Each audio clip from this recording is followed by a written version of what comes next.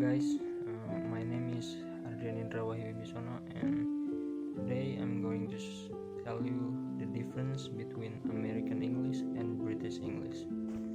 First, let's talk about the history first.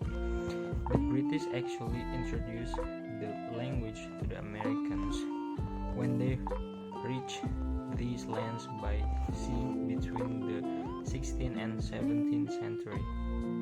At that time, spelling had not yet been standardized.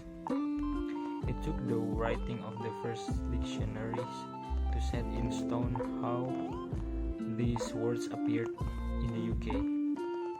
The dictionary was compiled by London-based scholars. Meanwhile, in the United States, the pterographer was a man named Noah Webster. Allegedly, he changed how the words were spelled to make the American version different from the British, as a way of showing cultural independence from its mother country. In terms of speech, the difference between American and British English actually took place after the first settler arrived in America.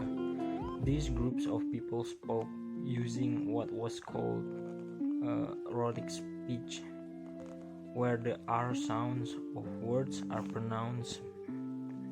Meanwhile, the higher classes in the UK wanted to distinguish the way they spoke from the common masses by softening their pronunciation of the R sounds. Since the elite even back then were considered the standard for being fashionable, other people began to copy their speech until it eventually became the common way of speaking in the south of England. Okay, the first example is how they pronounce monologue. In British they say monologue, and in America they say monologue. And in British they say behavior, and in America they say behavior. And now let's move on to the vocabulary difference. And the first example is pants. In America they say pants, but in British they say trouser. Pants in British actually means underwear, so be careful of that word. So the second example is flat, which is in America they say apartment, but in the British they say flat. Now the third example is bonnet. Like bonnet, they say like the front of the car, like the cover for the engine, they say bonnet in British, but in America they say hood. Now, aside from spelling and vocabulary, there are certain grammar difference between British and American English. For instance, in American English, collective nouns are considered singular. For example, the band is playing. In contrast, collective nouns can be either singular or plural in British English, although the plural form is most often used. For example, the bands are playing.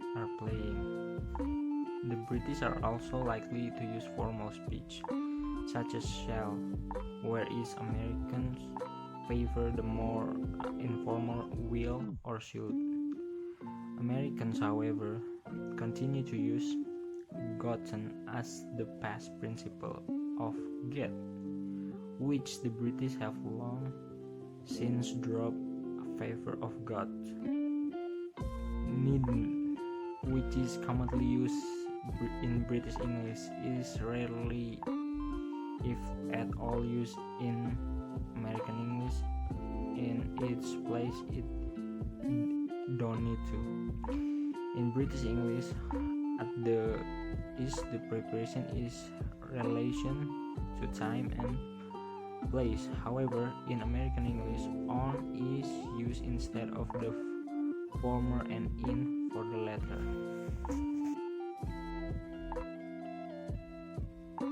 Now the final point. While there may be a certain difference between British and American English, the key takeaway is that the two have more similarities. Accidentally using one instead of the other will not automatically lead to miscommunication. Americans and British can actually communicate with each other without too much difficulty. So don't be too hard on yourself if you are unable to memorize the nuance of both language. So guys, I think that's all I can explain to you. I hope you like this video.